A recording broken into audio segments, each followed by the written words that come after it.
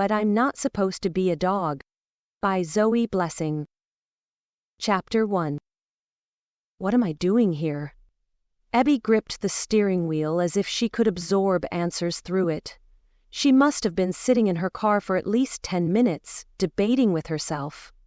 She found herself sweating, but it might have been because all the windows were shut and the sun was climbing higher into the clear sky.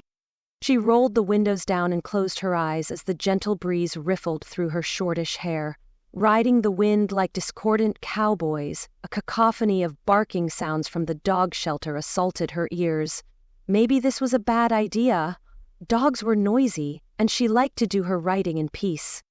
This was all Rhonda's fault. Her best friend had invited her to lunch last week, and only after she was halfway through her burger did she realize it was an intervention of sorts. "Don't look at me like that," her friend had said. "I'm not saying you need a man, I'm saying you need a dog. You need to walk a dog, take it to the vet, play with it, take lots of pictures of it wearing funny hats. You know, get out of your boring routine." Abby's delicate brows scrunched in thought, unsure what to make of Rhonda's suggestion. What if I like my boring routine? There's a certain comfort in routine. Things get done. The same boring things get done, over and over. Abby, you aren't living, you're existing. Abby stared into her burger as if a snappy comeback lay somewhere between the limp pieces of lettuce. Basically, Rhonda was saying she was boring, and getting a dog would make her more interesting. The thought stung. She looked back up at her friend. "You find me boring?" Rhonda rolled her blue eyes. "Of all the things to latch onto, I didn't say you were boring. I said your life was. Are you truly happy?" "Sure I am." She didn't sound very convincing, even to herself. Her friend lifted an eyebrow. Abby crossed her arms. "And a dog would fix that?" "Maybe, or maybe not, but you'd be saving a life." Abby sighed, aware of the emotional strings her wily friend was trying to pull. Still, the statement had merit. Those ASPCA commercials with Sarah McLachlan singing her sad song, with all those sad puppy eyes, had a way of niggling into her subconscious. And now here she was, sitting in the parking lot, staring at the "Who Rescued Who" paw print bumper sticker on the car in front of her. Just then, because the universe was conspiring against her, a Sarah McLachlan song began playing on the radio. "Oh, right, I get it." Abby wrenched the door open and headed for the facility. She bypassed the front office in favor of going straight to where the incarcerated animals waited. She had expected to be bowled over by the smell of wet fur, dog poop, and hopelessness. But it actually wasn't bad at all. A hint of disinfectant wafted about, and everything was surprisingly clean. In one enclosure, a huge mastiff eagerly drooled at her arrival. In another, some kind of hound mix was barking and baying madly. Abby resisted the urge to plug her ears. In the next row, she passed by an enclosure that had 3 chihuahuas in it. They jumped, yapped, and wagged their tails. Cute, but what a noisy lot. She hadn't thought about what size dog she wanted. These little guys seemed too small. She imagined accidentally punting the poor things across the room, or maybe even crushing it beneath her recliner when she got up. No, tiny dogs were out of the question. What about the Cadillac-sized dog she saw when she first entered? She wouldn't be tripping over that. There could, however, be occasions where she would, instead of walking the dog, be taken for a drag around the block.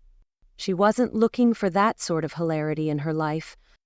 So medium size, then. Right. As if fate had been listening to her thoughts, she came upon a strangely calm dog. It was a beautiful animal with one piercing gray eye and one warm brown one. It had fluffy calico-like markings. Did dogs come in calico? Or was that just cats? Abby shrugged and examined the tag on the door. Australian Shepherd Mix. Name, Henry. A red notice clipped to the tag indicated this poor creature was to be destroyed in 24 hours. Destroyed? Such a dramatic word. You destroy buildings, you destroy your enemy, but to destroy a dog? More like extinguishing a flame. Liking the elegance of the thought, she pulled out a small notebook from her back pocket and scribbled a few notes. She carried this dog-eared notebook everywhere she went, because inspiration struck at random moments. She thought absently. Dog-eared. Her eyes flicked back to the ominous red notice. She couldn't let this fascinating dog be destroyed, could she?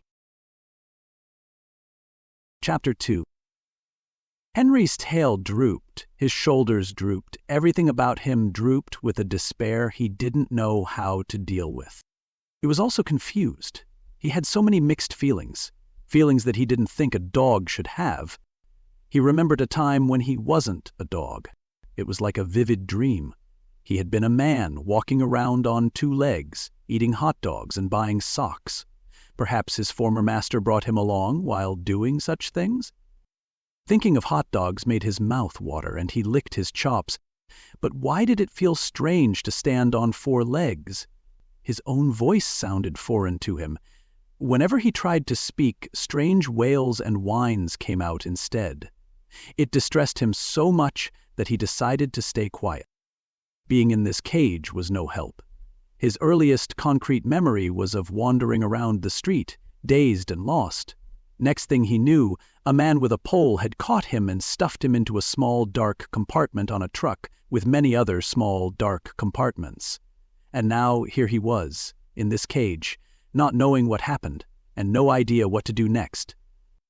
People came by to look at him, and sometimes he even got to leave his cage, but he always ended up back in here. He wasn't supposed to be a dog. He felt this in his heart. Yet the frequent scratching, the dull dry food, and the strange wet nose on his face all reminded him that it was so. The constant discord in his brain left him a lifeless lump on most days. A woman appeared in front of his cage, and he could barely summon the energy to lift his despondent eyes at her. Then his ears perked. This woman, there was something familiar about her. That mousy brown hair, those sea-green eyes. He knew her. A strange sensation tingled his backside. What was this? Then he realized it was his tail, wagging. The heaviness in his heart lifted, and his tail wagged even harder. Who was this woman? He went up to the chain link and poked his nose through, instinctively trying to catch her scent. When she held her hand close for him to sniff, all doubts disappeared. She was someone very familiar to him. His tongue rolled out and lapped at her hand. She would save him. She must. He heard himself bark his plea. If she didn't get him out of here, he would die here. She scratched under his chin and behind his ears. How did you end up in here, boy? He tried to tell her about the awful men with sticks and ropes, but it came out as a bark. Then she left. No, wait! Where did she go? He barked again, pleading for her to return. But she did not turn around. She kept right on walking and disappeared through a door. Then he was alone once again. An unfamiliar whimpering sound came out of his throat. His ears drooped again as the despair returned. So this was it. He would die here. For no reason. Chapter 3. Abby strode purposefully back to the front office. She wanted to find out more about this dog, like how he could be so perfect and not be adopted yet. When Abby first saw the dog, he'd looked so depressed with his head on his paws and hopelessness in his eyes. But as soon as he caught sight of her, his whole demeanor had changed. He'd cocked his head to one side and immediately stood up, tail wagging, as if he had recognized her. This dog seemed friendly and intelligent. Its eyes practically spoke to her. He was perfect. She re-entered the front office and addressed the woman behind the desk. I'd like to take one of the dogs. The woman looked up from her paperwork and flipped her tightly cinched ponytail over one shoulder. Her face looked stern and a little tired. We don't just hand dogs out like candy. We have to make sure the dog is a right fit for you and your family. Oh, it's just me. Great, then the first step is to have you interact with the dog. We bring it to a pen where you can go in and see how it reacts to you, and I can see how well it goes.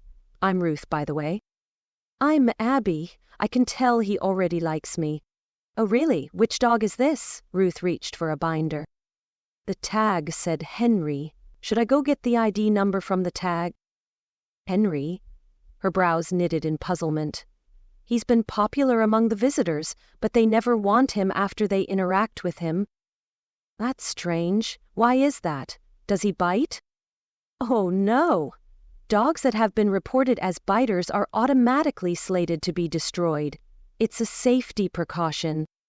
Destroyed? Abby shivered. Then what did Henry do?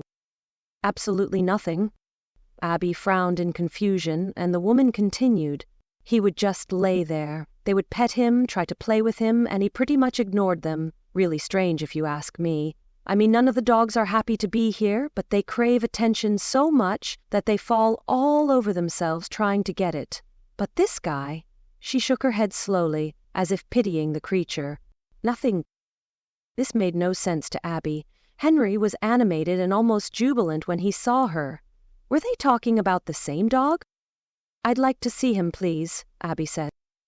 All right, Ruth said with a resigned tone. Follow me. They went over to the enclosure where Henry was once again down on the ground, listless head resting on his paws. Wait there, she instructed, and opened the gate, leash in hand. She clipped it to Henry's collar and gave a gentle tug. His eyes looked up at the woman, but he did not move. She tugged again, this time a little harder. With reluctance, the dog got to its feet and padded out the door. Abby patiently waited several feet behind as Henry trudged alongside his handler, both ears hanging low. Poor thing, she thought. How long has he been in here? As soon as they were in the holding pen, Ruth motioned for Abby to join them. As soon as she stepped inside, the dog came to life. He bounded over to her, barked, and reared up onto his hind legs to get closer to her face. The woman looked on in utter surprise, eyebrows raised high and forehead wrinkled. Well, that's different. Abby crouched down and Henry began bathing her face with his tongue. Ew! She laughed and pushed his head away. He nudged his face under her hand and she began to stroke his soft fur. He nuzzled her, an expression of canine ecstasy on his face. I don't think there's any question, the woman said in amazement. Henry is the dog for you. I think so. Abby wrapped both arms around the dog's neck and squeezed. He sighed and leaned into her. The deal was sealed. Abby would take Henry home. Chapter 4. The next moments were a blur of activity for Henry. He understood something about paperwork and practically danced by her side while he waited. Death was not on his doorstep after all. His body shook with giddiness and excitement. He still felt strange, like he didn't quite belong in this body, but maybe he and this woman could figure it out together. Then finally, at long last, he was free. He stepped out of the front door of the prison and felt the warm sunshine on his face. A light breeze ruffled his furry ears. Birds he had not noticed before sang to him from the trees. And the smells. So many smells that he could barely process it all. He identified a few among the myriad. Hot dogs, car exhaust, cat poop. Freedom felt good.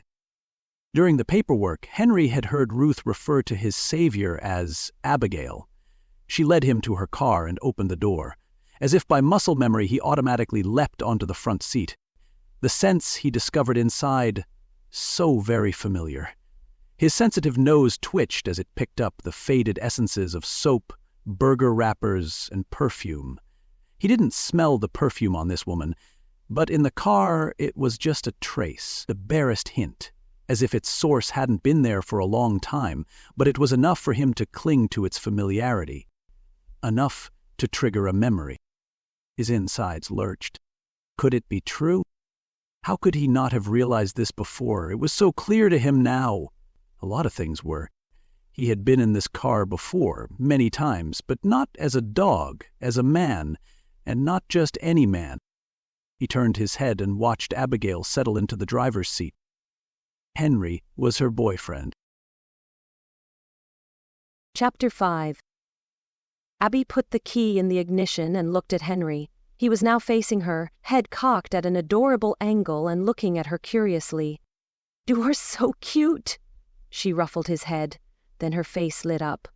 Let's go to the pet store. I have absolutely nothing for you at home. She scoffed at herself. Not exactly prepared, am I? He tilted his head the other way, and she patted his head again. Sorry. You're a rather unexpected impulse decision. She drove to Gino's Pet Supply, a little family store that she passed by often. She took Henry with her into the store, smiling at the old-fashioned little bell that rang when she opened the door. Hello, a large, balding man boomed from the checkout counter. If you need help finding anything, let me know. She waved her thanks and was immediately drawn to the wall of leashes by the door. Ooh, she said as she admired the rainbows of colored leashes, collars, and harnesses. Henry, you need one of these. This raggedy old thing they gave me doesn't do you any justice. She fingered some of the merchandise on display and pulled out a bedazzled purple confection. How about something sparkly? She dangled it in front of Henry. He covered his face with his paw. Abby raised her eyebrows, so the dog had an opinion. How about this one? She pulled out a wide black collar with large metal spikes. Henry batted it to the ground. Okay, not that one.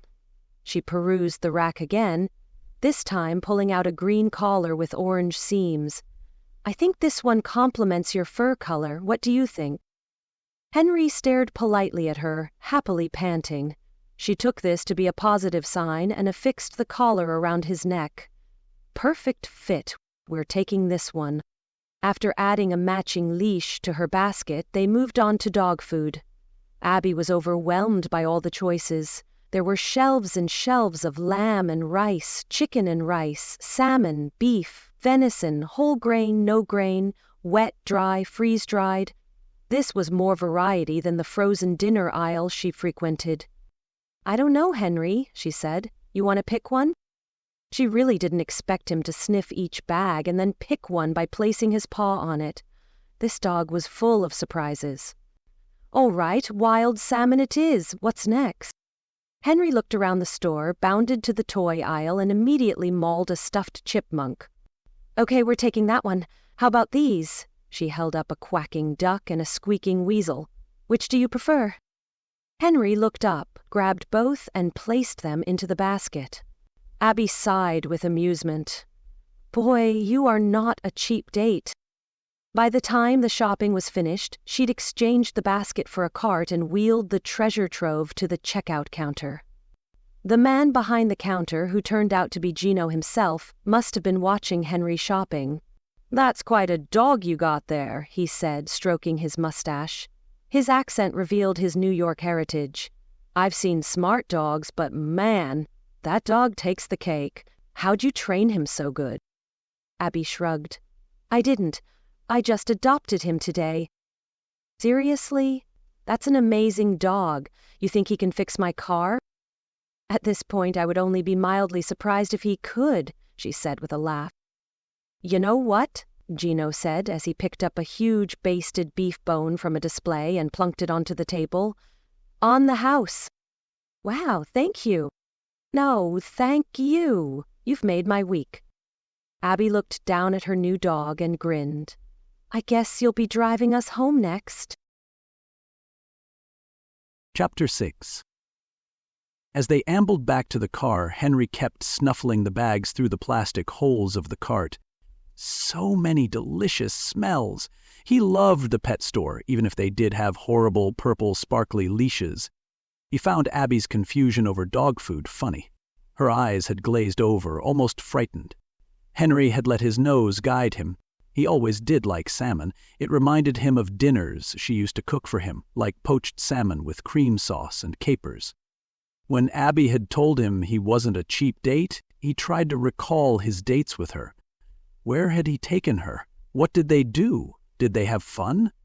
He struggled to come up with a single memory with her smiling face in it, but came up empty. Why couldn't he remember? Was he mistaken? Was she perhaps not the girl he thought she was? Impossible. That perfume scent had triggered something visceral, something deep within him. She had to be the right girl. Darn this dog brain. He would have to try again later. For now, he would look forward to that massive, juicy bone that would soon be his. Arriving at Abby's apartment confirmed it. He'd been there before, many times. That quirky lamp shaped like a flower was still there. The comfy brown recliner was still in the corner. That ugly plaid couch was still there, though he had no idea why. It was worn thin in some places and had wine stains that she probably thought were covered by the black pattern. On the bright side, he remembered making out on that couch. A sudden urge struck Henry. He sat down, lifted his leg, and curled his head around. Something was missing, though. A body part, maybe. What had he come back here to do? And then he remembered. Wait, where are they? He nosed around the flabby skin around the base of his tail. They're supposed to be here, the shining symbol of his manhood. Okay, maybe not shining, they were a little too hairy to be shining, but the undisputed symbols of his manhood were missing. Henry howled in frustration at discovering that he, or at least his dog body, had been neutered. How could anyone be so cruel? If the dog had been naughty, castration seemed a little extreme. How could he look anyone in the eye? They would take one look at his sagging, empty sack and immediately know he was less of a man. Dog. Whatever. Henry was so angry, he did the first thing that came to mind. He sank his teeth into that god-awful couch. Chapter 7. Abby was in the kitchen putting things away when she heard a tragic howl coming from her living room. Her brow furrowed, and she went toward the sound. "What's going?" The words died on her lips as soon as she entered the room. She was prepared to comfort a sad dog, but instead found him attacking her sofa. She gaped in disbelief for a moment before finally regaining her senses. "Henry, what are you doing? Stop." The dog seemed completely deaf to her and continued yanking intently on a piece of the plaid cloth he had worked loose from one corner. "Henry, no!" Abby grabbed a handful of his collar and angrily jerked him to one side. That finally snapped him out of his rage. "Bad dog!" Henry lowered his head, ears flattened in submission. Abby glared at him, unsure what to do about this naughty dog. "Do you want me to take you back to the pound?" Henry pushed his nose under her hand, trying to get her to pet him. She remained stern. "You're not getting off that easily." He then rolled onto his back and looked at her upside down, tongue lolled to one side. It was the most adorable thing Abby had ever seen, but he had to own up to his destructive actions, right? She thought hard about discipline, but in the end the cuteness prevailed. Her face softened, and she gave his belly a quick rub before standing up. "Maybe you're bored," she said, "though I don't know why. We just got here. Time for a walk, I guess." She picked up the leash. Henry happily followed her to the door, and out they went. At the park, Henry sniffed various trees and stared at squirrels. A gentle breeze fluttered through the leaves. The usual park activities went on around her. Several joggers plodded around the park. A birthday party was in full swing with balloons and music, and a couple lying on the grass talked intimately. She watched them, envy tugging at her heart. A writer's life could be a solitary one, if you let it. And over the years, she had definitely let it. Working from home meant she never saw anyone on a regular basis, sometimes not even on an irregular basis. She began comparing her life to that of a pathetic shut-in, afraid of new experiences, afraid of uncertainty. She felt Henry pull on his leash, and it pulled her out of her wistful self-indulgence. She wasn't lonely anymore. Now she had someone to take care of. They needed each other. She just hoped he wouldn't shred any more of her furniture. Chapter 8. Henry frequently thought about his current condition. What had happened to him? Why did he remember being a man and a boyfriend, but was now a dog? A sudden itch shot through his ear, and he spent much time carefully digging in it with his hind leg. Finally satisfied, he sniffed the paw that had been in his ear and was about to lick it when he caught himself. What is it with these disgusting dog urges? Henry never realized how much of a dog's life was ruled by instincts. He couldn't go more than 5 minutes without having to scratch something, lick something, or investigate a smell, sound, or something he saw out of the corner of his eye. He would be thinking of ways to tell Abby who he really was, something that weighed heavily on his mind, when he would suddenly find himself chasing a buzzing fly that had gotten into the house. It was infuriating. Overall, life at Abby's apartment was definitely better than at the shelter, but still it was a small apartment with no yard, and that ugly couch was still sitting there, tattered on one side, even uglier than before. What he hated most was having to hold his bladder. Whenever he needed to pee, he had to wait for Abby to take him outside. Sometimes, when she was working in front of her computer, she would lose all track of time.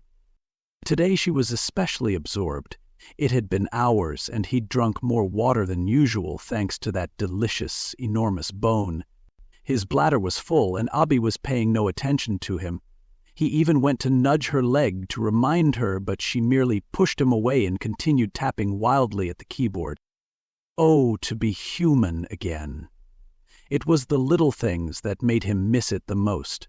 Talking, sipping coffee from a mug, peeing in a toilet. Henry paused. Pee in a toilet? I could do that. How hard could it be? You just aimed and went, just like when he was a man.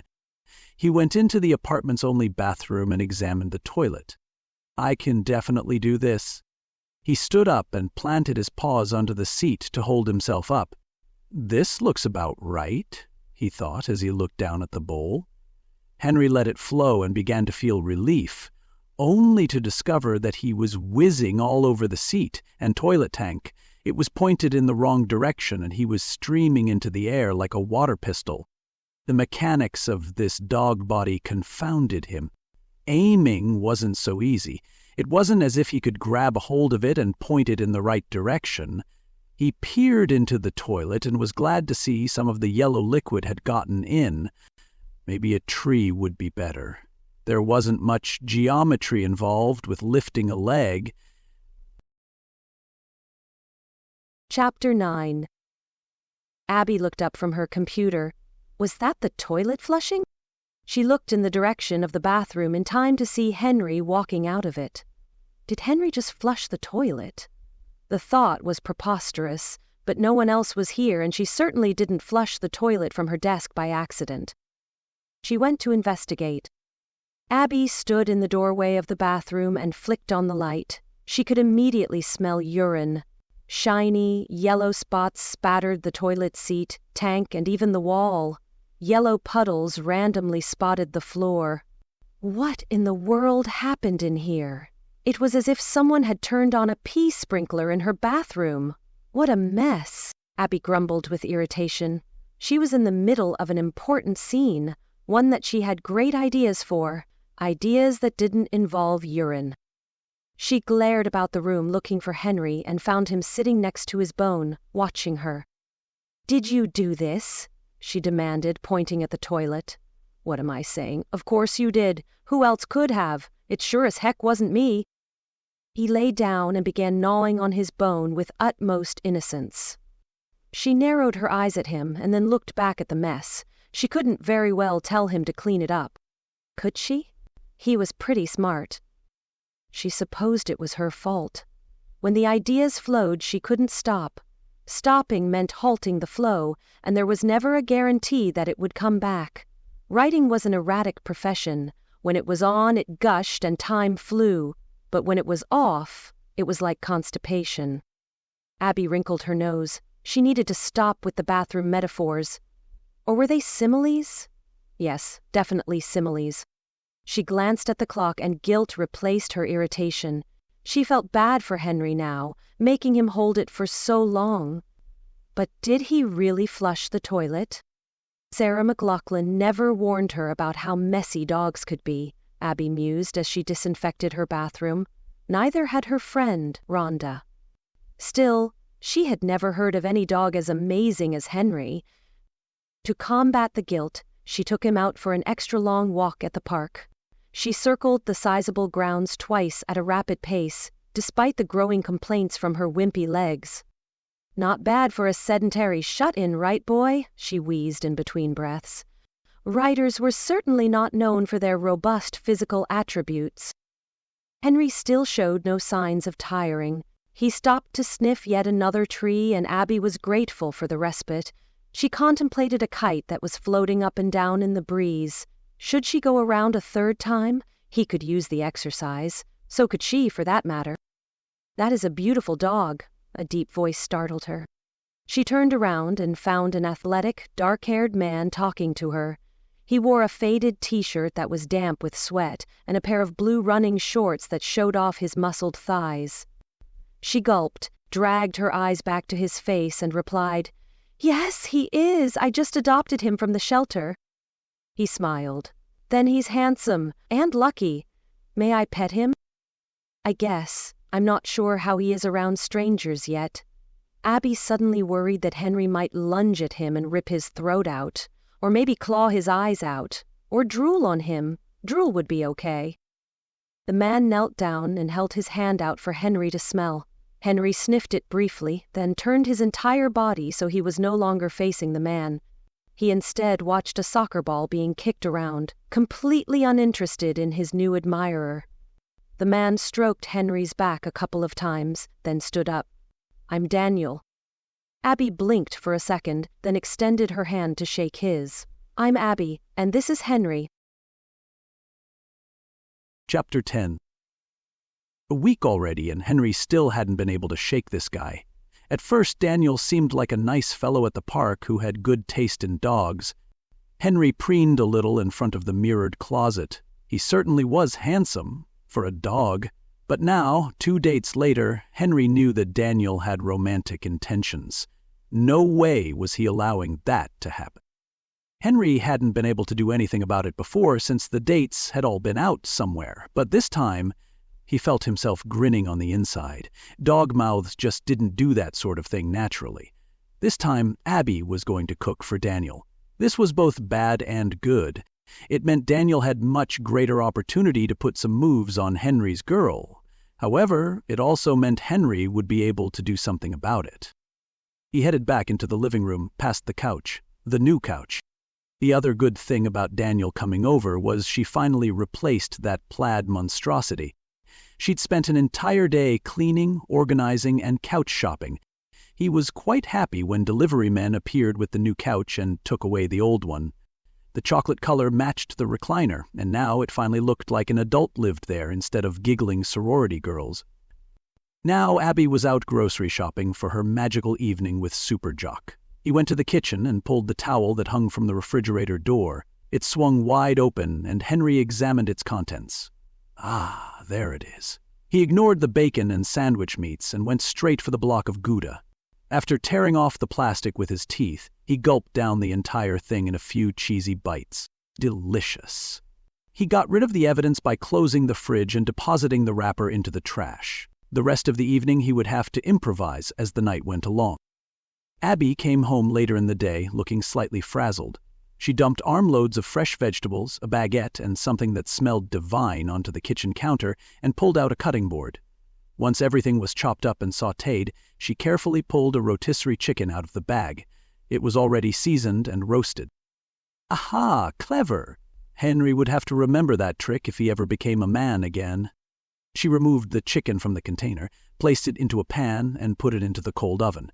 After switching it to warm, she dumped the container into the trash and rushed to the bathroom to get ready. This was Henry's favorite part of the day. He innocently padded to the bathroom and nudged open the door. He brought a chew stick with him so as to look occupied, but really, it was all about the shower show. She practically flew out of her clothes this time. No seductive shimmying out of her shirt, and her underwear did not slide slowly down her legs. How unfortunate. She hopped into the tub, stubbing her toe in the process and cursing while turning on the water. Henry was glad dogs could not giggle, because a naked woman hopping on one foot while yanking the shower curtain shut was funny. Later, Abby was like an inverse tornado, Henry mused. Instead of spinning around and tossing up a huge mess, she was whirling madly around the apartment, and things became tidier. Her outfit was nicer. Her hair was styled. She even wore lipstick. All this for another man. Henry snorted. We'll see about that tonight. There was a knock at the door. It was time. Henry wanted nothing more than to tear Daniel's muscle-bound leg off and eat it in front of him, but Henry knew he had to behave. He had to be the perfect angel so that, when he eventually figured out how to tell her, Abby would fall in love with him all over again. So Henry wouldn't bark, wouldn't make a mess, and wouldn't try to trip Abby, though he was tempted to trip Daniel, just for fun. Instead, he settled on the far side of the room to watch and wait for his opening. Abby skittered to the front door, peeked through the peephole and nervously smoothed her hair. She took a few steadying breaths before opening the door and smiling broadly at her guest. Daniel presented a bouquet of assorted flowers. Henry yawned. Grocery store flowers, no doubt. Abby expressed delight and took the flowers, whereupon he presented a bottle of wine with a grand flourish. Henry snorted again. He's probably a waiter. Abby invited him in, and they chatted for a bit. Daniel expressed interest in the flower petal lamp and admired the new appropriate-for-adults couch. "And there's the handsome boy," he said, and strode over to Henry to pet him. Henry saw Abby turn to close the door as Daniel approached, so he lifted his lips into a snarl and showed Daniel his long teeth. Daniel stopped, hand in mid-air, about to pet him. Henry remained still, head still on his paws, lifting his lip even higher, quivering with unspoken animosity. Daniel wisely backed away, taken aback by the silent hostility. "Are you hungry?" Abby asked her guest. "Starving." Daniel smiled and headed for the dining table, which was elegantly set up for two. Abby made a show of putting on a pair of oven mitts and pulling the chicken out of the barely warm oven. She sliced off pieces, served up the vegetables, and soon they were eating and talking companionably. Henry decided there was entirely too much enjoyment going on, so he crept under the table, making sure his fur didn't brush against their legs. His nose caught the scent of a piece of chicken that had fallen under the table, and he quickly gobbled it up without a second thought. Henry shook his head, trying to shake off the dog instincts that kept trying to take over. Focus! He looked at the two pairs of legs under the table and strategically got close to Abby's, still without touching her. He lifted up his tail, relaxed his sphincter, and silently released some of the pent-up pressure that had been building since he had eaten the cheese that morning. Henry then crept out from under the table and sat in a spot where he could observe them both. It took a moment, but soon Abby wriggled her nose slightly. She frowned and looked under the table to see if Henry was there. Not finding him, her frown deepened, and she glanced suspiciously at her date. "What is it?" Daniel asked, eyeing her curious expression. Nothing," Abby quickly excused herself. "I almost forgot about the Gouda to go with the bread." Abby hurried to the kitchen, and Henry was pleased to see her take several gulps of fresh air. She then opened the refrigerator and attempted to find the cheese. "Ah," she murmured, "I must have forgotten to pick it up." "Don't worry about it," Daniel said. "We're fine without it." Abby smiled and returned to the table, relieved that the foul smell had cleared. And now for step 2. Henry circled around to the kitchen and peered into the trash can, which was hidden from view by the counter. Waiting until the conversation picked up again, he reared up and nosed around in the debris. The couple at the table laughed, and Henry chose that moment to pull out the plastic container that had held the store-bought chicken. He carried the container like a prize and sat on the floor next to Daniel. Henry began to chew noisily on the container. The loud, crackling sounds drew Daniel's attention, and he looked down. "What have you got there?" Daniel said as he reached for the container, eyeing the dog warily. Henry sat up and panted happily, mustering the friendliest expression he could. Daniel picked up the plastic container and chuckled. "What is it?" Abby asked, looking to see what he held in his hands. Daniel chuckled again and showed her the label that was clearly marked pre-cooked rotisserie chicken. Abby paled and then flushed the brightest shade of red. Abby sputtered and then glared at Henry. "Obviously cooking isn't my strong suit." Henry watched, still panting happily, as Abby stood up and began pacing around the room, continuing to prattle in obvious humiliation. She began gesticulating as she spoke. The thing is, most people have some kind of talent that they can show off to people. Maybe they can juggle or fix cars or paint the Sistine Chapel on a grain of rice. I don't know. So many people are good at so many things, and here I am, ordinary Abby, who seems to be good at being embarrassed by her own dog. She gave Henry another withering glance. And here you are with your fancy Porsche, and me who's barely able to pass a smog check. How am I supposed to impress someone like that? I don't know, maybe with food? Maybe I should have learned to juggle instead? During Abby's pause, Daniel stood up and swiftly closed the gap between them, cradling her face with both of his hands. He looked deeply into her eyes. You are so adorable. Then he kissed her soundly. Henry closed his mouth, no longer pleased. This was not supposed to happen.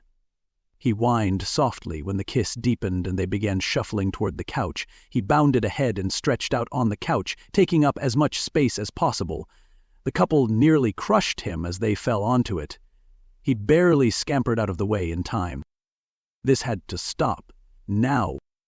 Henry looked wildly around the apartment, desperate to find something to interrupt this disaster. He looked back at the couple, who barely broke apart long enough to breathe.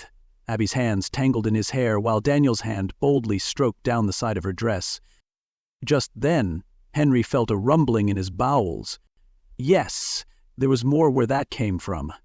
He snuck behind the couch, and again relaxed enough to let another sizable pocket of gas escape. After a moment, Abby paused, continued kissing, then paused again. Is something wrong? Daniel asked, breathing heavily. Then his expression froze. Wow, that's awful. That's not... Abby hesitated and sat up. That's not you, is it? Daniel sat up too. Me? Heck no. If I had something that foul inside, I would be clenching for my life. Me too. Abby laughed and looked around. Where is Henry? Henry's tail drooped. Great, blame the dog like everyone else. While they were looking the other way, he hurried to his bed by her desk and then shook his head so that his ears flapped noisily. Abby looked toward the sound. Well, there he is, clear across the room. She looked suspiciously at Daniel. You sure that wasn't you? Daniel held up his hands. I swear, I would leave the room before doing that on a date. A very hot date. Abby looked into his smoldering brown eyes and softened. I agree. Henry had never seen a man's eyes smolder before. That much desire was dangerous. It was time for a different sort of distraction. He found the squeakiest toy he had and began to chomp on it exuberantly. It made a satisfyingly loud racket, so he began tossing it into the air and coming closer to them. For added cuteness, he rolled onto his back and continued to squeeze the toy repeatedly in his mouth. Try to compete with that, Danny boy. Daniel's expression was a mixture of annoyance and amusement. He still had a hand on Abby's thigh, but she was no longer paying attention to him. Good. And now for the finishing blow. Henry walked up to the couple and dropped the toy right at Abby's feet. She, of course, couldn't resist Henry's charm and picked up the toy to play. Chapter 11. To be honest, Abby was a little relieved that Henry had interrupted them. She glanced over at Daniel's rugged face.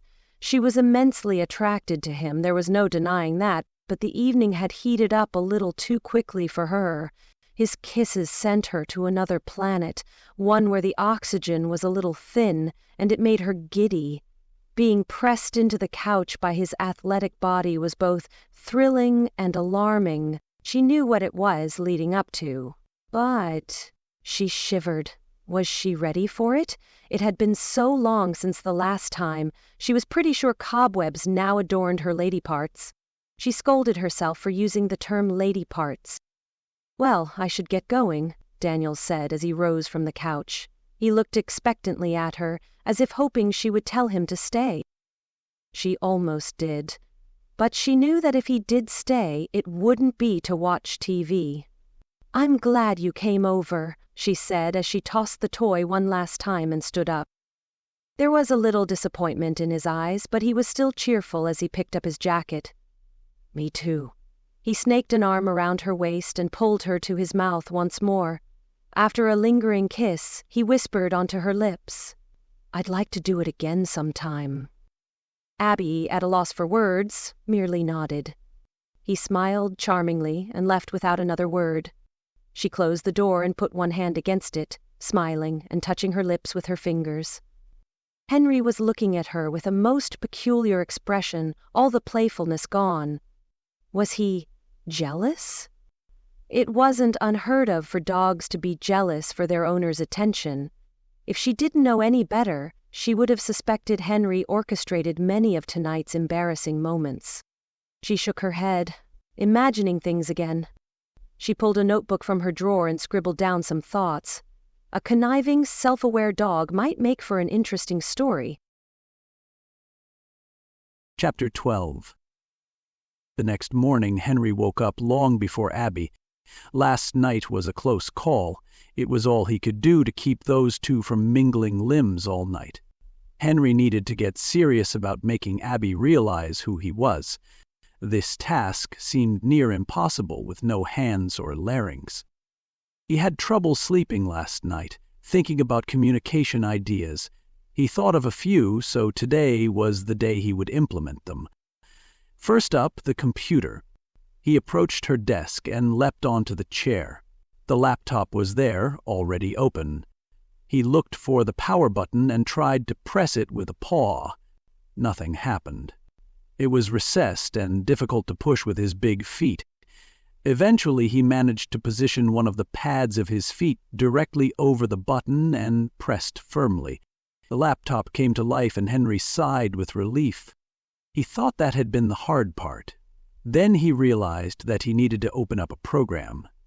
He stared at the jumble of icons on the desktop and tried to work the mouse with his clumsy paws. Something opened, and he peered to see what it was. It looked like one of her Word files with some notes in it. This would have to do. He was able to hit the large Enter key multiple times to clear a space, and now for the next challenge. So many tiny keys. He pawed them a couple of times, but the gibberish that appeared on the screen was unreadable. He pawed at the backspace key and ended up creating as much gibberish as he was deleting. Ugh, I'd give anything for just one finger. He knew exactly which finger he would give this computer. He stared at the minuscule keys again. Would his nose do a better job? He aimed and successfully held down the backspace key long enough to delete most the gibberish. After 15 more minutes of frustration, Henry managed to tap out SNOIKUMS. He wasn't happy with it, but his nose was sore. Hopefully she would recognize his pet name for her, even if it was misspelled. It was close enough to Snookums, right? All this took much longer than he expected, and Abby was soon up and making coffee. He followed her around until she finally sat at her desk. "Come on, look at your computer." She picked up the phone instead and leaned back in her office chair, facing away from her laptop. Henry sighed and laid down to wait. "Rhonda, hi." "It's about time you called me." The other woman's voice on the other end was so loud he could hear every word. "What have you been up to?" "I have to tell you about my date last night." "Ooh, a date? This is exciting. Where did you meet him?" "Well, I was walking my dog, and—" "Wait, you got a dog? When did you get a dog?" "Last week? You got a dog and you waited a week to tell me?" Yeah. "Okay, whatever. This is great. You actually listened to me. What kind of dog did you get? Is it one of those super sweet pit bulls like the one Cesar Millan has?" "He's an Australian Shepherd mix." "Ooh, that sounds exotic." "I don't know about exotic, but he is so smart it's actually pretty incredible. When we went to—" "More on that later," Rhonda interrupted. "Tell me more about your date. Was it magical?" Henry rolled his eyes at being dismissed from the conversation so quickly. This Rhonda person sounded bossy. "Well, last night was actually our third date," Abby admitted. "What? You don't call me about your new man until the third date? Have we not been besties since 10th grade?" Henry lost interest in the conversation and was half asleep by the time Abby hung up the phone and noticed her computer. "Huh," she mumbled to herself. "Did I leave this on?" She squinted and looked closer at the screen. "What is this?" Henry perked. "Come on, look at my message." To his dismay, Abby didn't spend much time trying to figure out what she was looking at. She shrugged and closed the program while saying to herself, "Maybe I drank more than I thought last night." Henry dropped to the floor in a dejected heap. All that work, too many typos. "What is all this? Snot? Ew!" Henry looked up and found Abby staring with horror at her keyboard, then grabbing a dish towel to wipe up the slobbery mess he had left from his fruitless typing efforts. "What in the world did I do last night?" Abby continued to talk to herself. It was time for Plan B. He hopped on to the far corner of the long desk. Abby turned to look at him with surprise as he went to her whiteboard and took one of the markers in his teeth. The cap was secured tightly. He dropped the marker next to her hand. "You want me to write something?" Abby's brow crinkled with confusion as she picked up the marker. "I don't understand." Henry returned her gaze, trying to command her to remove the cap. "Why are you staring at me?" she asked. "Are all dogs this weird?" She paused in her inquiry. "Well, Trudy had a schnauzer that liked to eat cat poop, so I guess I lucked out. My dog just likes to stare, and maybe flush toilets." For the love of, was she being dense? Henry pawed her hand, urging her to take action. "What is with you?" "Okay, fine, I'll write something," Abby said in exasperation, and yanked the cap off the marker. Henry immediately leaned in and pulled the marker away in his teeth. "What in the—" He ignored her and went to the whiteboard. After some fumbling, he finally positioned the marker ink side out and began the painstaking task of writing letters. This would be so much easier with hands. He wasn't sure how much time had passed, but when he finally finished, he dropped the wet marker and turned to look expectantly at Abby. She was staring at the board, seemingly befuddled. "Hey, Snookums?" "Yes, she can finally read my message. She'll remember my pet name for her, and then she'll realize who I am." Henry's tail wagged furiously with excitement, but he patiently waited for his message to register in her mind. "Hey, Snookums," Abby continued to ponder. "It sounds familiar." She looked at Henry quizzically, trying to understand the message. "What does it mean? Did someone train you to write this?" "No, Snookums, how could you forget? He used to pick her up for dates by announcing, 'Hey, Snookums, I'm home,' didn't he?" Suddenly he wasn't so sure. Henry wondered if he'd chosen the wrong message, if maybe this infernal dog brain was getting in his way again. "I used to call her Snookums, right? Or was it Snoopy?" Chapter 13. Abby was a little creeped out. Henry just sat there, staring at her with those gray and brown eyes. It was already amazing that her new dog was able to write on her whiteboard. Write! She didn't even know you could train dogs to do that. But why on earth would he choose to write, "Hey, Snookums"? Even more puzzling was why he kept staring so intently, as if trying to send messages through his eyes. Abby looked away and shook her head. What could a dog possibly try to tell her? Maybe Henry was like a talented parrot, taught to say a few choice phrases in return for treats. Treats!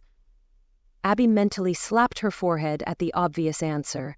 He was waiting for treats.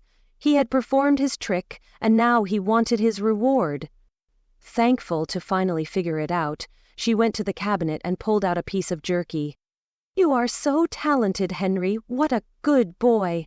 She proudly offered the treat to Henry, who took it slowly and then slinked off the table.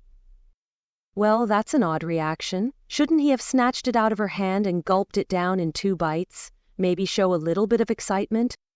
What a strange thing to teach a dog. Why not teach him to say, "I love you," like those huskies in the home videos? She would mention it to Rhonda when they met for lunch later, but for now it was time to write something herself.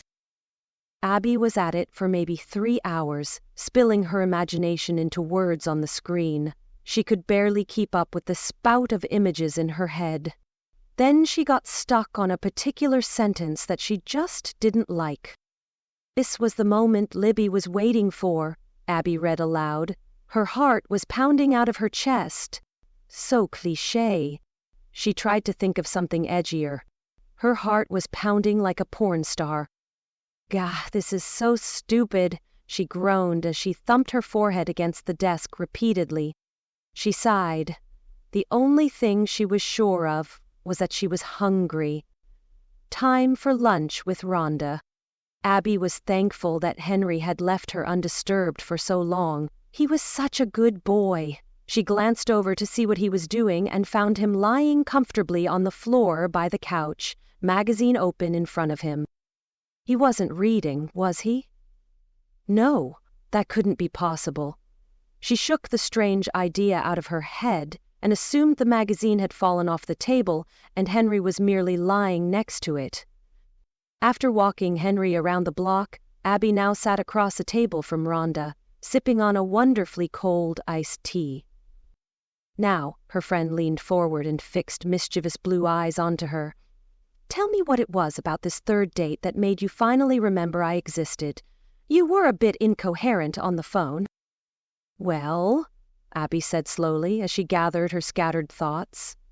"It was good, and then it was bad, and then it was good again, and then it got really good, but then it got bad again. This sounds very confusing."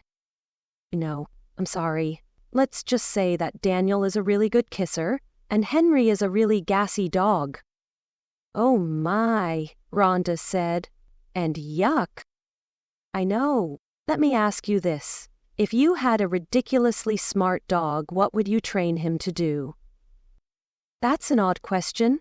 Rhonda tossed her long black hair back to think. "Perhaps hold his gaseous emissions until an appropriate time?" "How would you do that?" Abby wanted to know. "All right, how about using the toilet? Puppies use pee pads. My ridiculously smart dog would use the toilet like a big boy," Rhonda said triumphantly. Abby's eyes lit up. "He does." Rhonda blinked. "What?" "He used the toilet." "You're kidding." Abby shook her head excitedly. "I swear, I heard the toilet flush the other day. I turned to look, and Henry was coming out of the bathroom." "No way." "Yes, I went in there to see, and, well, he did a really bad job aiming, but he definitely peed in the bathroom." "That is amazing." "Now here's the weird part." Abby grew serious. "That wasn't the weird part?" "Not at all. This morning, Henry wrote on the whiteboard." Rhonda stared at her, likely unsure if she heard correctly. "He wrote on the whiteboard?" "Yes, with a marker." Rhonda's mouth dropped open. "What did he write?" "Get this. Of all the things someone could have trained him to write, they taught him to write, 'Hey Snookums.' Is that weird or what?" "Hey Snookums?" "Yes, I don't get it either." Rhonda seemed to withdraw, her thoughts somewhere else. The server came by, took their orders, and then left. "So, what do you think?" Abby prompted. "I think I'd like to meet your boys." "My boys?" "Yes, your amazing kisser, and your ridiculously smart and gassy dog." "Sure," Abby thought for a moment. "I'm not sure when Daniel's free, but you can come over tonight for dinner if you'd like." "I'm cooking," Rhonda said emphatically. "That's probably a good idea." Chapter 14. Henry was napping when someone knocked at the door. Oh no, not Daniel again. Dread seeped through Henry. He hadn't yet formulated a new plan to sabotage another date. He peered around Abby as she opened the door, and then exhaled with relief. It wasn't Daniel. Abby greeted the woman and seemed very happy to see her. A friend, then? She carried armloads of groceries and a movie. "Magnificence has arrived," the woman announced, and plopped the bags onto the table. "Speaking of magnificence, I hear you have a magical dog?" "Why, yes," Abby answered. He's right over here. Henry perked, very curious to meet this woman. Henry? Rhonda? Abby made exaggerated gestures as she spoke. Rhonda? Henry. Pleased to meet you, sir. Rhonda bowed and extended a hand. Henry lifted his paw and touched her outstretched hand. Rhonda squealed with delight and looked up at Abby with amazement. He couldn't help staring at her. There was something familiar about this woman, this Rhonda. Henry tried to think. It was the same feeling he got when he met Abby at the shelter. Those stunning blue eyes, that graceful dark hair. He knew her, but from where? He watched as she began bustling in the kitchen with authority, chopping onions, pulling out pans, and shaking out just the right amount of seasonings. It all seemed very familiar. Since she was Abby's friend, it made sense that he knew her from when he was dating Abby. Yes, that was it. That made perfect sense. Abby's culinary endeavors generally consisted of putting frozen things into the microwave. This woman, on the other hand, knew her way around a kitchen. He didn't even know Abby had that many spices in the cabinet. An hour later, the women were seated at the table, laughing, talking, and eating something that smelled really, really good. He crawled closer to get a better whiff, and also to catch any stray bites that might have fallen from their plates. This is amazing, Abby said between bites. I forgot how good you are. You did not, Rhonda smiled. You're right, Abby admitted. How could anyone forget this? She held up a forkful and then closed her mouth over it. Yum. Henry drooled, but nothing was dropping from the table. If dogs could pout, he was sure he would be pouting. After what seemed like an eternity, Rhonda sat back and placed her hand on her belly. I am stuffed. Me too. Henry lifted his head up expectantly. Oh, leftovers! Yes, please. Mind if I give Henry my scraps? Rhonda asked. He would love that. Go ahead. Rhonda scooted her chair back and placed her plate onto the floor. Henry immediately began gobbling the pieces on the plate and licking the sauce. He couldn't believe how good it was. Succulent pieces of fish, delicately flavored cream sauce, and capers. Henry stopped. He knew this dish. Abby used to cook this for him when they were dating, didn't she? How could that be possible, though, when she couldn't even roast a chicken? He looked back at the two women laughing over some story and went back to licking the plate, thinking. Both of them were very familiar to him. He had recognized Abby immediately, and it felt like coming home. And yet, he recognized Rhonda just as quickly. It nagged at him. Why were his thoughts so hazy? What if he was wrong about Abby? What if... Henry shook his head at the crazy thought. What if Rhonda was his girlfriend instead of Abby? Chapter 15. This realization stunned Henry. Not knowing what else to do, he went to Rhonda's chair and reared up to get closer to her face, placing his paws onto her lap. He looked into those dazzling blue eyes. Oh my, Rhonda said with a startled laugh. He must have really liked the dinner. Look how clean that plate is. Henry, no, Abby pointed at him sternly. Get down. No dogs at the table. Henry dropped down and placed his head in Rhonda's lap instead. That's not like him at all, said Abby. He never begs for scraps. That's because your scraps tend to be vile, Henry thought. It was making more and more sense to him now. Abby never cooked for him. Rhonda did. Abby didn't understand the Snookums reference because he'd never called her that. His confused feelings for Abby faded away, replaced by a longing to be with Rhonda. I guess I have that effect on people. And dogs, Rhonda added as she absently stroked his head. Henry had a flash of inspiration. He dashed to the living room where Abby had her CDs displayed on a shelf. He examined each one until he found the one he needed and tried to extract it from the shelf. 5 CDs clattered to the floor at once. What's going on in there? Abby asked from the table. He grabbed the CD he wanted and bounded back to the dining table, offering it to Rhonda. What's this? She asked, amused. She read the title and then looked at Abby. The Beach Boys? I had no idea you were a fan. Actually, that's not mine. Rhonda raised an eyebrow. You sound like one of those people caught with a bag of marijuana. Abby laughed. I think you left it here when you moved out. It was Rhonda's turn to laugh. I would not buy that. Come on, let's play it and see who sings along. Abby grabbed the CD, popped the disc into a nearby boombox, and sat back down. As the strains of the first song started, Henry knew what he needed to do. Thankfully, the buttons on the boombox were huge. He stood on his hind legs and leaned against the side table where the boombox sat. With one paw, he carefully pressed the skip button until he reached the right song. Rhonda stared in disbelief at what Henry was doing. Does he do that often? Actually, no, I've never seen him do that before, Abby replied, eyebrows raised. As the song went to the familiar chorus of Help Me, Rhonda, Rhonda's face lost all amusement. It was working. Henry continued watching her face, hoping for some sign of recognition. He had given the CD to Rhonda as a gift. Wow, said Abby. He managed to find the one song that you hate more than any other. Rhonda shook her head. If I didn't just see him do that, I wouldn't have believed you.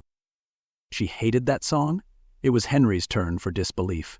How could she not mention such things to her? He must have made such a fool of himself giving her things she didn't like. He wondered what else he did that she didn't like. Speaking of amazing, I should show you what he wrote, Abby said and stood up. Yes, show me this literary achievement. Abby strode to her desk and removed the whiteboard from the wall. See? She displayed it to her friend. Rhonda examined the board, then looked at Abby. You didn't write this? She shook her head. Remarkable. You know, when you said Henry wrote on your board, I thought maybe he was scribbling and you saw something in the scribbles, like that time you saw Elvis in your toast. Abby laughed. The king lives, and I can't help it if sometimes he haunts my toast. Can he do it again? I don't see why not. Abby grabbed a marker, pulled the cap off, and offered it to Henry. They both sat on the floor to see what Henry would do. Henry's mind went blank. Both women were staring at him, expecting him to do something amazing. What should he do? This was his moment. This could determine his very future. He heard another dog barking outside and pricked his ears. No, stay focused. Everything that mattered was in this room. He looked from Abby to Rhonda and then went to the board that Abby held up. He underlined what he had written before and then went to nuzzle Rhonda. Rhonda looked at Abby over his head. Well, that's disappointing. Henry bristled and pulled away. This was not the time to disappoint. He picked up the marker again and carefully spelled out Rhonda's name on the board, then drew an arrow from the first message to it. He looked eagerly at Rhonda. She seemed to pale as she stared at the board. She looked at Abby, who wore a confused expression on her face. He never bothered writing my name, Abby said. She noticed her friend's serious face. What's wrong? Do you remember when we used to share this apartment, and we drove around in that awful dinosaur of a car? I still have that car. Oh, Rhonda cleared her throat. Well, do you remember when I was dating that accountant? His name was Herbert. Do you remember him? I think so, Abby thought for a little while. Oh, Bert. Yes, I remember he buzzed around town on that little scooter. When he took you out, you had to squeeze behind him on that little thing. You were so terrified. She tilted her head at Rhonda. What about him? He used to call me Snookums. No way, Abby said, eyes wide with wonder. Rhonda nodded. Every time he came to the door to pick me up, he would say, Hey, Snookums, and hand me some flowers. He was very sweet. Oh, that's right. I remember now. You hated being called that. Henry's ears drooped. She hated being called Snookums? But she never said anything. It seemed she didn't tell him a lot of things. He began to wonder if their relationship had been based on anything real at all. How exactly had their relationship ended? I didn't have the heart to tell him, Rhonda explained. He was such a nice man, so polite, so different from the cavemen I usually went out with. True, but, Abby prompted. But I wasn't attracted to him. I gave it some time to see if something would grow between us, because he's the kind of guy I should be with, you know. You mean not a scumbag, Abby clarified. Rhonda made a face. Right, but nothing grew. I just found him to be a very endearing friend. He didn't feel the same way, though? Rhonda shook her head. When I finally decided to end it, I told him I wanted to remain friends. He really was a very sweet guy. How did he take it? Not well, he cried. He cried? Rhonda nodded. He cried and stormed off on his scooter. I was still holding his helmet in my hands. Did you keep in touch? Rhonda's face darkened, and for a while she didn't speak. He died. He died? That day, I was told he was hit by a delivery truck in an intersection. Bert didn't stop at the stop sign. Henry was entranced by the story and wasn't sure what to do when the two women looked at him. It sounded right. He recalled the wind in his face when he used to ride through the city on his scooter. He remembered her arms around his waist, the flowers, the restaurants, the pecks on the cheek. He had adored her, but she didn't feel the same. He remembered the anguish, the rending of his heart into little pieces, the tears, the very unmanly tears. Henry's thoughts swirled. The truck. A flash flood overpowered Henry's mind, and he whimpered. His human life. Gone. His whole body tensed. What happened to his human body? Why was he running around in this furry one? What was he supposed to do now? Even if he was able to convince them of who he used to be, what then? He couldn't exactly resume his role as boyfriend. Was he supposed to just roll over and accept this new canine life? It wasn't right. He whined in distress. The chaotic tornado in his mind threatened to carry his sanity away. It was too much. He whined louder, backing away from the two women. "What's wrong with him?" Rhonda asked, brows lifting at this sudden shift in Henry's behavior. "I don't know," said Abby, frowning. He ignored them. He had to get out of there. He ran to the front door, which was closed, then ran through the kitchen and into the dining room. There he saw an open window. It had a screen in place, but he didn't care. He needed to escape the anguish and confusion. He ran full speed, jumped, and dove through. He ducked his head as he hit the screen, but it still scraped his nose painfully. The screen gave way and fell with him onto the floor. He lay there, momentarily dazed. He heard shouts from inside the apartment and quickly sprang to his feet. Should he go back inside? They meant well, but seemed clueless. Where would he go? He didn't exactly have an exit strategy. He looked back at the window and saw them clambering closer. He couldn't deal with them right now. This was too much. His thoughts were too jumbled. He sprinted down the sidewalk and into the dark street. Into oblivion. Chapter 16. Abby and Rhonda stood at the window, shocked by Henry's crazed departure. "What just happened?" asked Rhonda. "I don't know," Abby said, still bewildered. "He's never done anything like that before." "Do you think it's possible that—" Rhonda stopped, seemingly afraid to finish the sentence. Abby met her troubled gaze. "We have to find him." She grabbed his leash and headed out the door. "Where might he go?" Rhonda asked as she followed. "I don't know. I usually take him to the park. Let's go there." 2 hours later, they were back in her apartment, and Abby was pacing in frustration. They had gone around the block and to the park, searching and shouting his name. He was nowhere to be seen. "I don't understand," Abby wailed. "Why would he bolt like that? Am I a bad dog, Mom? Did we scare him?" Rhonda opened her mouth and hesitated. Abby noticed. "You have an idea?" Rhonda seemed about to speak, but shook her head vigorously instead. She cleared her throat. "Tomorrow we'll go to the dog shelter. We'll see if he got picked up, and if not, we can report him lost." Abby wrung her hands. "Okay." What else could they do? The following morning, she was up early. She wandered around her apartment, hoping against hope that Henry might have found his way back home. She had left the window open on purpose, just in case. But no Henry. She thought back to last night again, trying to go over every detail. What could have spooked Henry? Could it be he was psychotic? Her Aunt Greta once had a snowy white cat with gorgeous blue eyes. It was beautiful but crazy. It would be sitting on a table one moment, casually cleaning its paws, and then, for no apparent reason, it would bolt and rampage around the room in violent, claw-filled circles, only to settle down again by the window. Was that what happened to Henry? At long last, Rhonda arrived as promised, and they both went to the shelter where Abby had adopted Henry. Rhonda drove, mostly because she couldn't stand Abby's old car, even though they used to share it. Abby noticed her friend glance at her a few times, looking worried. "I'm okay," she assured. "I'm not going to have a crying fit or anything." She'd only had him for a couple weeks. Secondly, his behavior was kind of eerie. The way he seemed to understand every word she said, the way he looked at her in the bathroom, it was unsettling. They finally arrived, and Abby headed straight for the front office.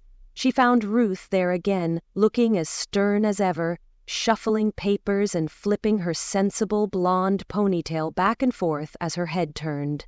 She looked up as Abby approached. Her eyes didn't look as tired as the last time, probably because the day had just started.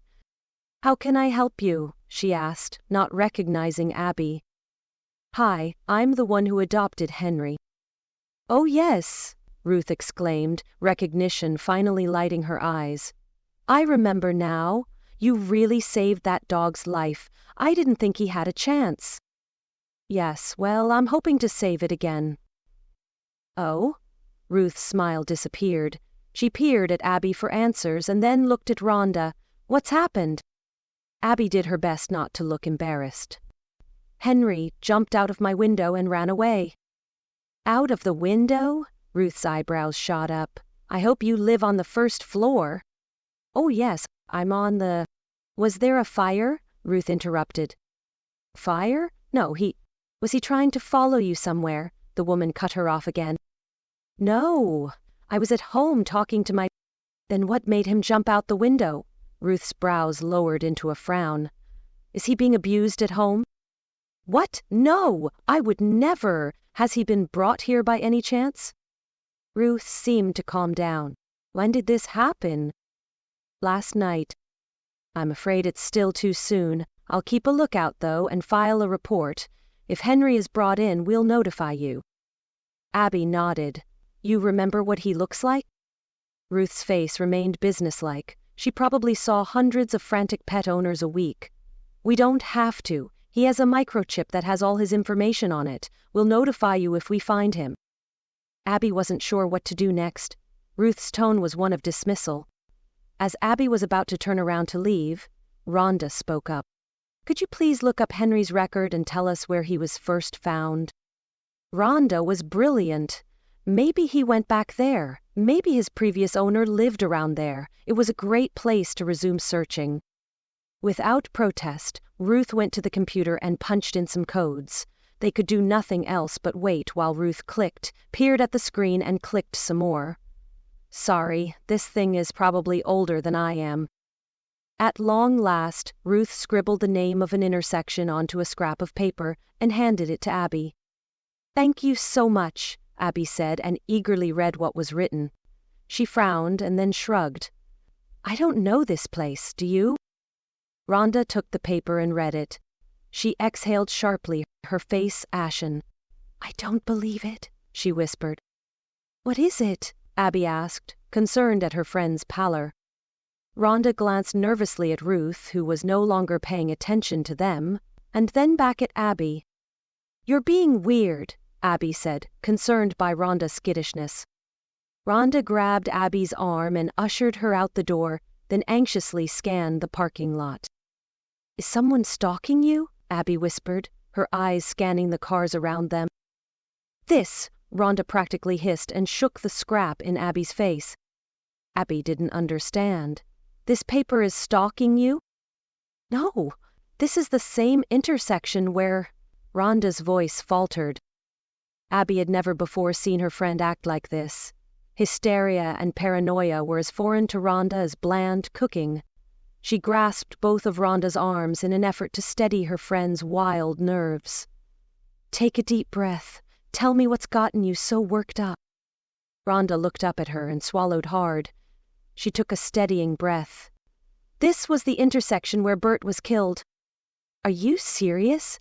Abby's mouth dropped open. Was it a crazy coincidence or something more? I won't soon forget it. The corners of Rhonda's mouth tugged downward.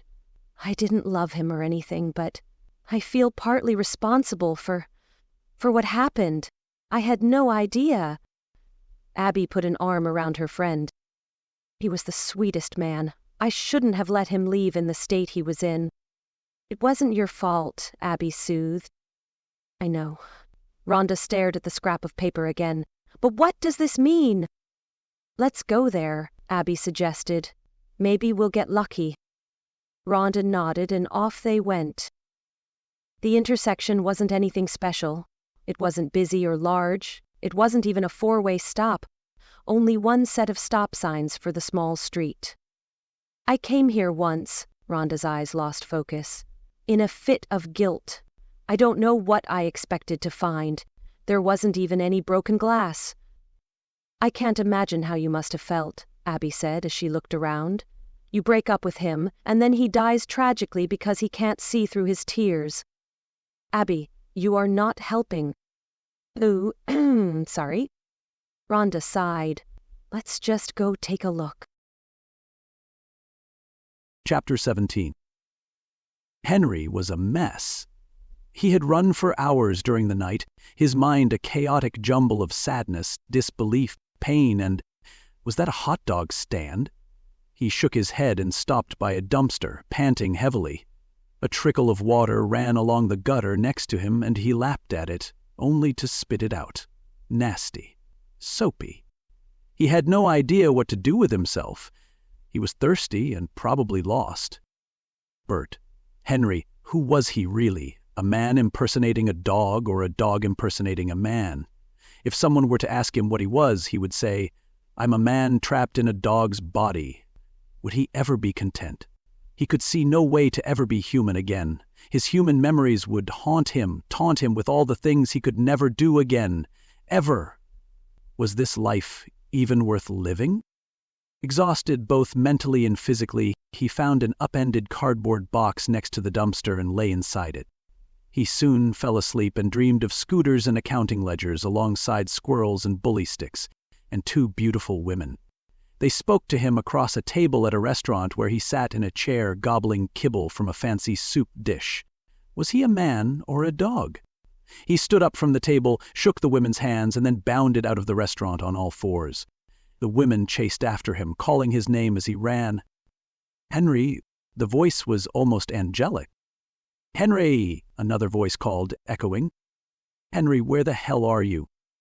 Henry opened his eyes. He blinked several times, disoriented, the smell of trash filling his nose. The memory of last night returned and he sighed heavily. Henry. He snapped his head up, recognizing the voice. I don't think he's here, said another familiar voice. I guess it was a long shot, the other one said. Henry scrambled to his feet and trotted toward the voices, unsure what he would do once he found them. When he got to the street, he saw them. Abby clutched her sweater around her, looking chilled and defeated. Rhonda was next to her, a sad yet determined expression on her face. They froze when they saw him, eyes wide. Henry, one of them said, voice full of hope. Emotions roiled through him. He was unsure which of them had spoken. Did it matter? Did he want to be with either of these women? They had no idea about his true identity. He approached them but stopped several feet away. I'm so glad you're okay, Rhonda said, smiling with relief. It would have been awful if he'd gotten hit by a delivery truck too. Abby scratched her head. Or again? Rhonda jabbed her with an elbow. She took a few steps toward him and then knelt down to look him levelly in the eyes. He saw guilt and hope swirling in their depths.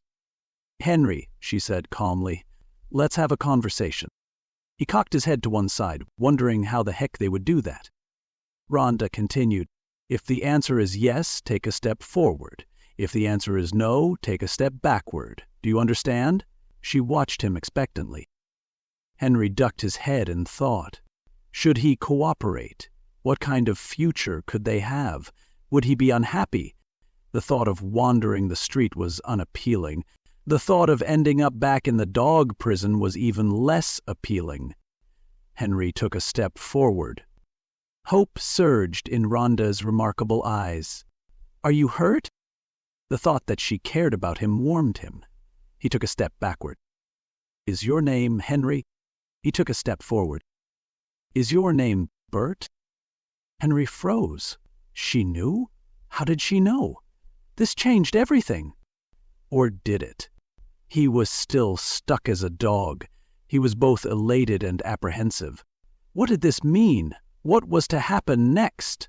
Was he to go back home with Abby to continue as her pet? He wasn't sure he could go back to that. He looked at the two women who seemed to be holding their breaths, waiting for his answer. "Is your name Bert?" Rhonda repeated more intensely, her voice slightly tremulous. Henry made a decision. It was now or never. He would deal with the consequences, come what may. He took a step forward. He was now only a foot away from Rhonda, where she crouched. Abby gasped, and Rhonda's breathing became rapid. "Oh, poor Bert," Rhonda breathed. Henry was unsure what to do next. Abby looked too stunned to move. "Are you still mad at me?" Rhonda asked uncertainly, shoulders tense. He stepped back. What happened to him was not her fault. Rhonda exhaled with relief, appearing to let go of some of her guilt.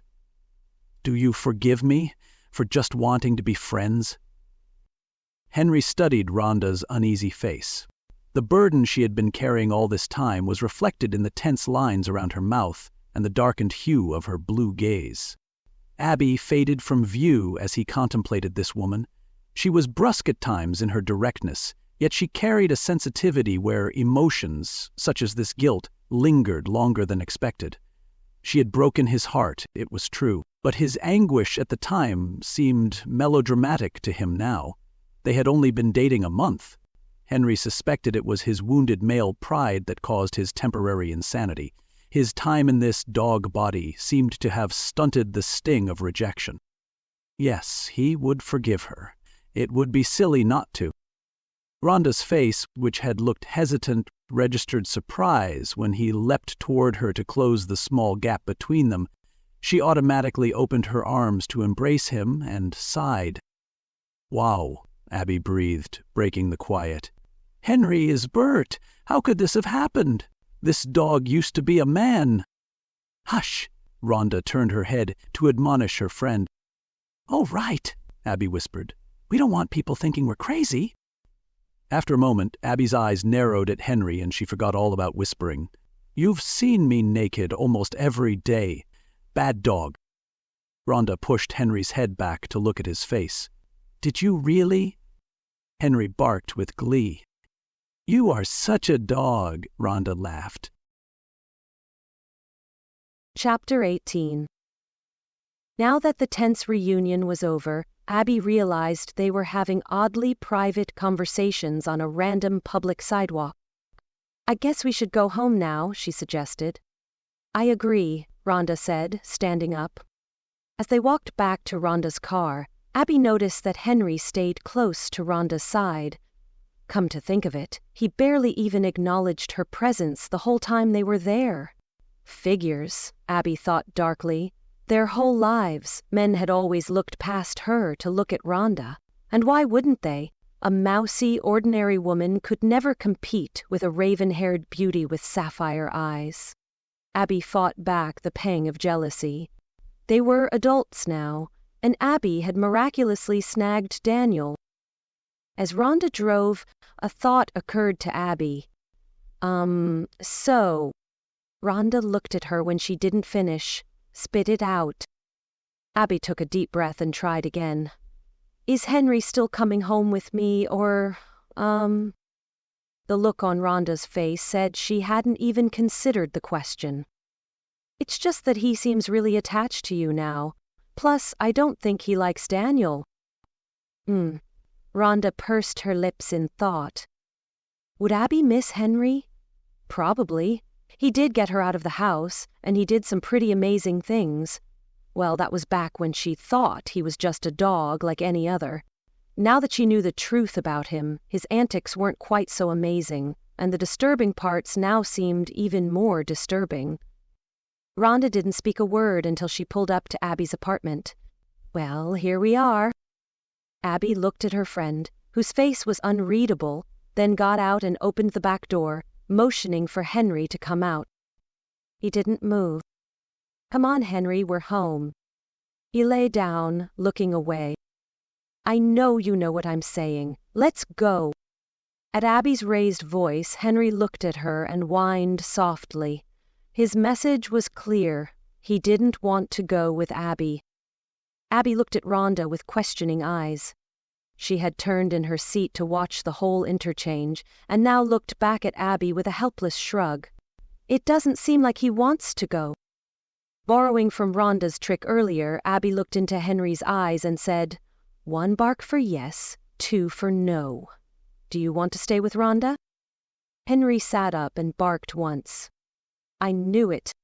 Rhonda gave her a curious glance. Abby waved it off and asked her, "Do you want to keep Henry?" "Well," she paused before answering, as if considering her words.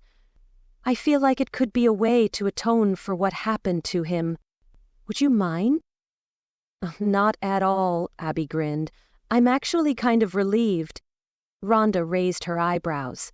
"Relieved?" "Yes. Truth be told, I was starting to find him a little creepy."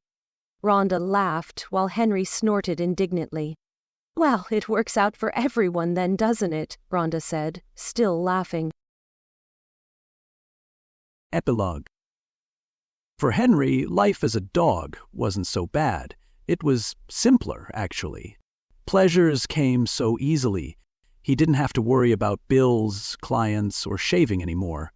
Even though his family jewels were gone, he was now able to lick himself freely, something that had been both physically and socially impossible before.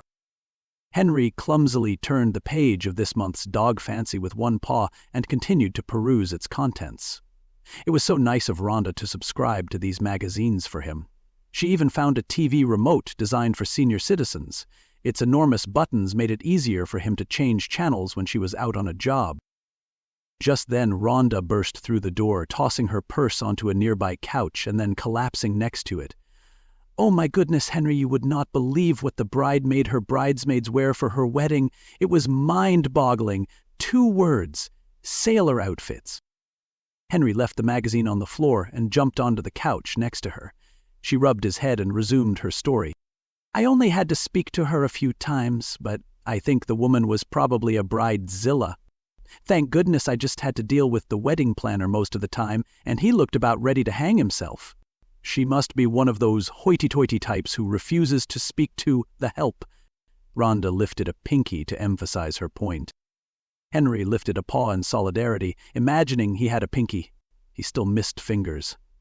Rhonda laughed and patted him on the shoulder. "You tell him, Henry. I'm a catering manager, and yet after this wedding I felt a bit like a line cook." She sat for a moment, then she shrugged. "No matter. It's over now, and I got my big fat paycheck. And do you know what you get?" Henry leapt off the couch and danced at her feet with excitement. This was his favorite part. He waited impatiently as Rhonda disappeared into the garage. He heard car doors slam, and she soon reappeared, 2 giant hotel pans balanced carefully on her arms. She struggled with the door, which had springs on its hinges to shut itself. Henry dashed to her aid and pushed the door open with his body. "What a gentleman!" Rhonda exclaimed as she strode through the doorway and into the kitchen. "I hope you don't mind, but I invited some company tonight. These leftovers are much too good not to share." Henry didn't really want to share his meal with anyone else, but it wasn't like these treats were rare occasions. There were definite perks when your human companion was a caterer. Rhonda dashed into the bathroom to clean up, and Henry trotted after her. She spun around at the doorway, and Henry stopped in his tracks. "Oh, no you don't. You can try all you like, but you're not getting one lecherous glimpse." The door shut firmly, and Henry went back to the kitchen to fill his nose with the heavenly smells of wedding food. An hour later the doorbell rang, and Henry followed Rhonda to the door. It was Abby. The 2 women embraced in greeting, and then Abby crouched down to pet him. "Hi, Henry. Did you miss me?" He put his paws onto her shoulders and licked her face. He actually did miss this quirky woman. Even though she was a terrible cook and she often forgot about him while she was working, she genuinely cared about him, and it wouldn't have been terrible to have ended up with her. Abby entered the room, followed closely by Daniel, who ruffled his fur as he passed. Daniel wasn't so bad now that he was no longer a rival. Abby seemed happier. He wondered if it was because Daniel was finally able to get his hands under her dress without being interrupted. Henry snickered. He regretted nothing. Before long, they were all seated around the dining table, plates of scrumptious delights in front of their beaming faces. Henry had his own plate on the floor next to Rhonda. It was heaped just as high as the others. Before pushing his nose into the laden plate, Henry contemplated the jovial group before him. They joked, laughed, and teased, faces glowing with broad smiles. Yes, life was good here. Thank you for listening to But I'm Not Supposed to Be a Dog by Zoe Blessing. If you enjoyed this story, be sure to subscribe so you can discover more.